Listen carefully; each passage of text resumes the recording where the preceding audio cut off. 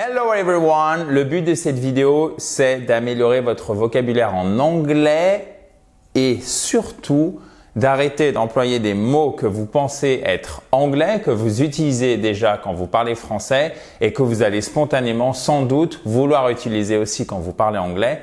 Mais malheureusement, ce sera sans doute une faute. Donc, j'en ai sélectionné 10. C'est ce qu'on appelle un anglicisme. Utiliser un mot en anglais sans le changer directement dans la langue de Molière, mais ça ne marche pas toujours. Regardez, ma box, pardon. La box, donc a box, c'est une boîte. Mais on veut dire en fait mon routeur, mon modem, sauf qu'en anglais, vous pouvez pas dire my box keeps disconnecting. Ma box n'arrête pas de se déconnecter. Vous devez dire my router. So, si vous dites where is the box? Où est le routeur, le modem, où est la box en fait, parce que c'est juste en français, ça ne fonctionnera pas. So, my router keeps disconnecting. Ma box n'arrête pas de se déconnecter. Même chose pour flipper.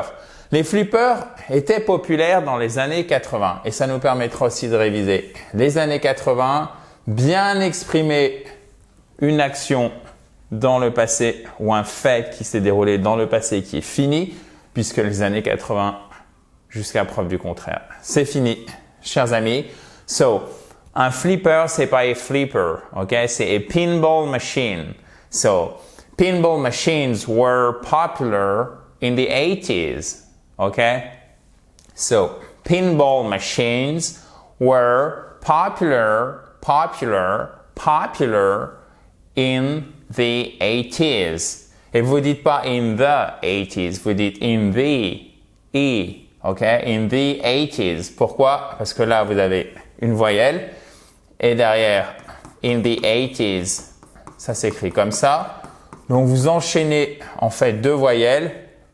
Du coup, le E ici, la lettre E, elle se prononce comme un I.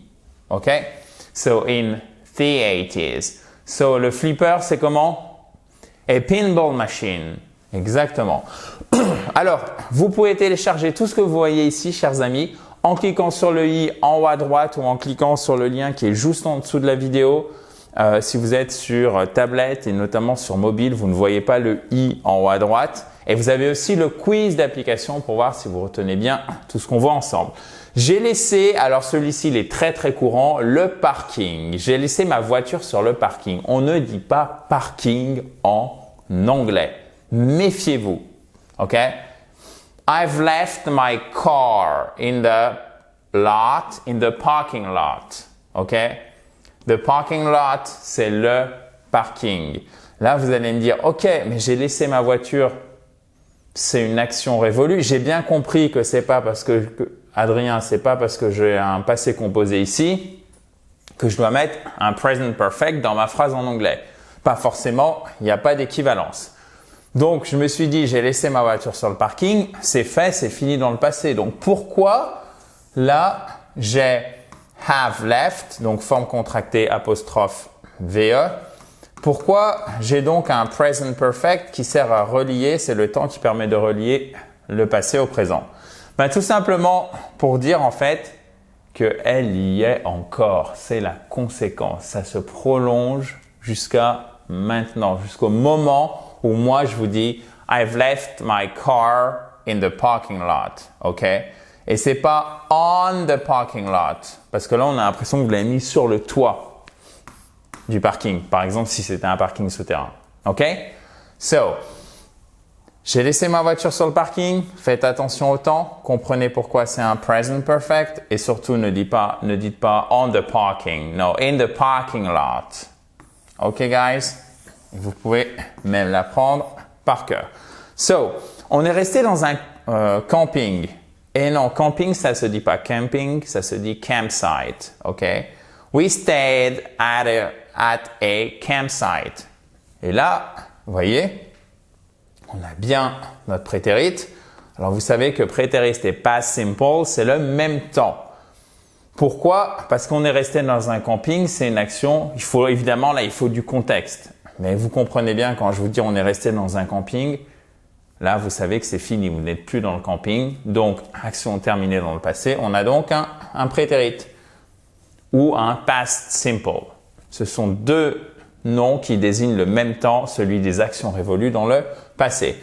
Donc, comment allons-nous dire, chers amis, on est resté dans un camping. We stayed at a campsite. Okay? My car is in the parking lot. Okay? We stayed at a campsite. Vous n'êtes pas resté in a campsite. Parce qu'on a l'impression que là, vous êtes à l'intérieur, quasiment sous terre, vous voyez? We stayed at, c'est le lieu. Where are you? I'm at school. Je suis à l'école, ok?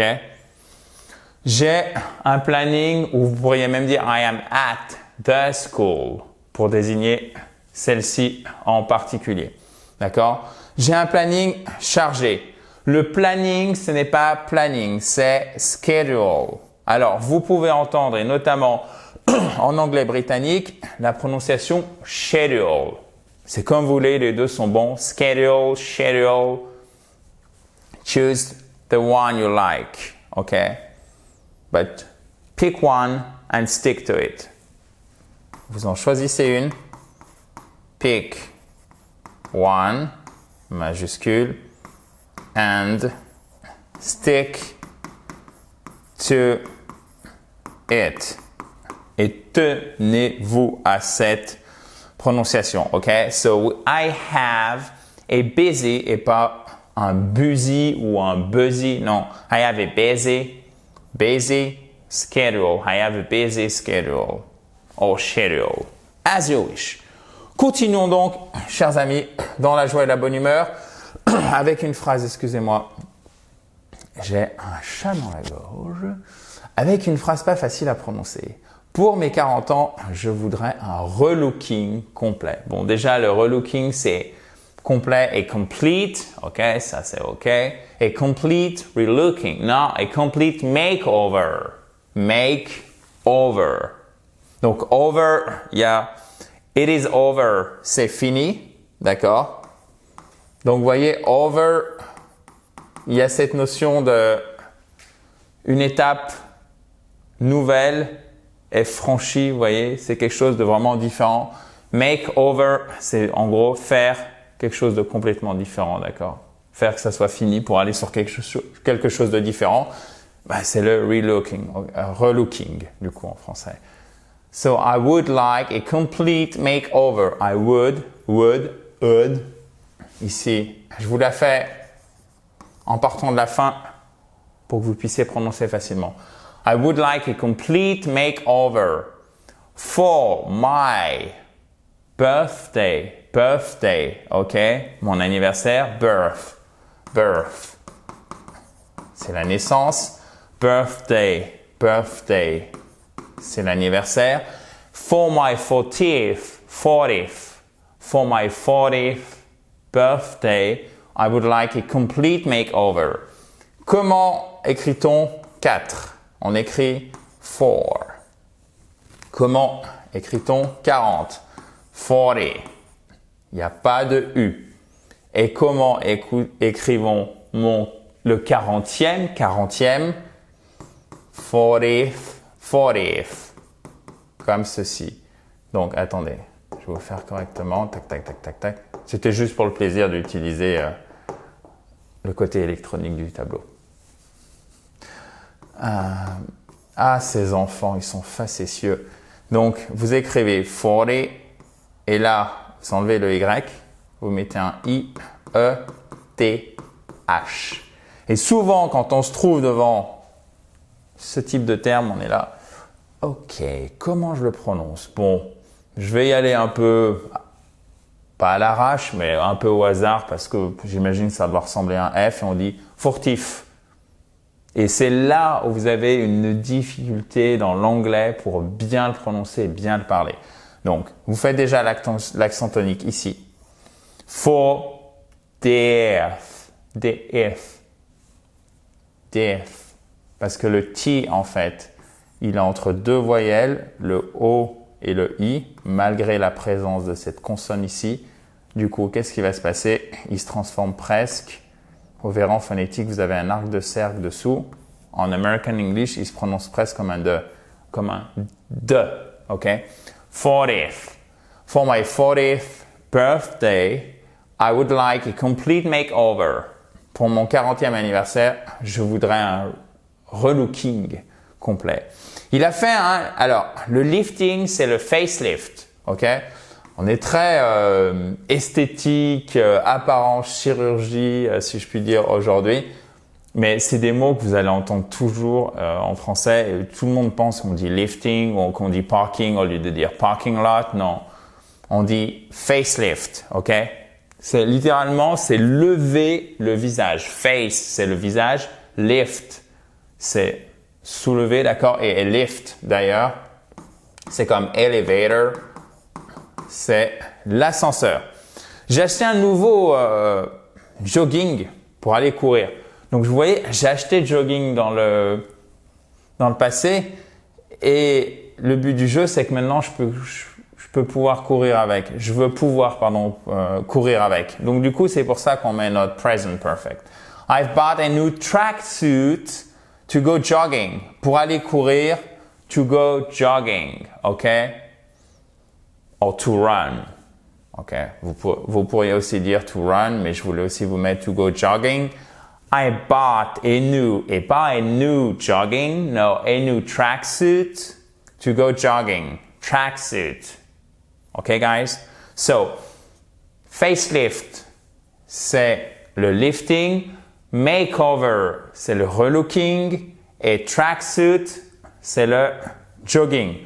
Mon père était très beau dans son smoking. Ce n'est pas un smoking, c'est un tuxedo. Tuxedo.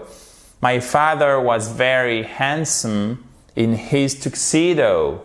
Et là, vous avez l'accent tonique sur la seconde syllabe. Oh. Et ici, vous avez une diphtongue finale. Tuxedo. C'est pas tuxedo. Tuxedo. My father was very handsome in his tuxedo. Et ensuite, je vous avais dit qu'on était très apparence esthétique. Le brushing, c'est blow dry. Donc, faites vraiment attention, ok? Facelift, c'est le lifting. Makeover, c'est le relooking. Et le brushing, c'est blow dry, ok? So, I'll make an appointment to make an appointment, to take an appointment. I'll make an appointment for a blow dry. Je vais prendre un rendez-vous pour un brushing. Vous pourriez dire aussi, I'm going to make, okay, what's happening? Attendez, je vais y arriver. Bon, apparemment, il ne veut pas écrire. Je vous le mets ici. I'm going to, ok? So, j'étais trop près du bottom, de la fin de l'écran, si je puis dire. I'll make an appointment for a blow dry. Blow dry, le brushing. My father was very handsome in his tuxedo. Mon père était très beau dans son smoking. I have bought a new tracksuit to go jogging. J'ai acheté un nouveau jogging pour aller courir. Il a fait un lifting. He had a facelift. Et au passage, c'est pas he did a facelift. Là, on dira plutôt, c'est vraiment un emploi idiomatique, c'est-à-dire authentique de l'anglais. To have a facelift, ok? Même au restaurant, vous pourriez dire I'll have a salad. Je vais prendre une salade, d'accord? Alors, nous, on dira plutôt prendre. Les anglophones vont dire plutôt avoir. For my 40th birthday, I would like a complete makeover. Et ensuite, chers amis, my router keeps disconnecting. Pinball machines were popular in the 80s. Et c'est were, c'est pas where. Where, c'est différent de were. Okay? So pinball machines were popular in the 80s. I've left my car in the parking lot and we stayed at a campsite. Donc, voyez cette leçon. À mon avis, c'est un exemple parfait de tout ce qu'on pourrait louper en anglais si on ne se forme pas un minimum, si on n'apprend pas un minimum et si vous n'êtes pas hyper rigoureux sur la qualité du vocabulaire que vous apprenez. Avoir la prononciation, ne jamais laisser la grammaire derrière en pensant que l'anglais c'est des blocs et qu'on peut, en gros, si je puis dire, le tronçonner petit à petit et après on va les réunir. Non. Bien sûr, vous pouvez faire du vocabulaire pendant, mettons, 20 minutes et après de la grammaire pendant 20 minutes. Mais de toute façon, très rapidement, si vous voulez pouvoir vous exprimer en anglais, que ce soit à l'écrit ou à l'oral, et évidemment même le comprendre, que ce soit aussi à l'écrit ou à l'oral, vous allez avoir besoin d'assembler tous ces éléments ensemble et c'est pour ça qu'il faut apprendre régulièrement, pratiquer le plus souvent possible. Ces différents éléments sont bien sûr, vous l'avez compris, la grammaire, le bon vocabulaire, la prononciation, la syntaxe, c'est-à-dire dans quel ordre je mets les mots. Mais pour nous, francophones, c'est pas une grosse difficulté en anglais, mais vous m'avez compris en fait, le but du jeu, c'est d'être régulier et de jamais avoir d'a priori sur le fait que oh, c'est bon, ça va passer. Oui, si vous avez besoin de communiquer, là vous n'êtes pas en train de faire un cours d'anglais, vous êtes dans une situation réelle, vous n'avez pas le choix, vous essayez de vous faire comprendre, mais après, pensez toujours que c'est vraiment hyper important si vous voulez progresser rapidement d'avoir cette rigueur, de bien sélectionner tous les éléments et de vous dire ok, est-ce que c'est bien comme ça quand vous faites la leçon. Par contre, quand vous exprimez, il ne faut pas tomber dans le perfectionnisme. Ok? Si vous avez la moindre question, chers amis, vous pouvez la mettre juste en dessous. Si vous n'avez pas téléchargé le PDF du cours, vous pouvez le faire en cliquant sur le bouton, le i en haut à droite ou sur le lien qui est juste en dessous si vous êtes sur mobile ou sur tablette. Have a nice day. Bye bye.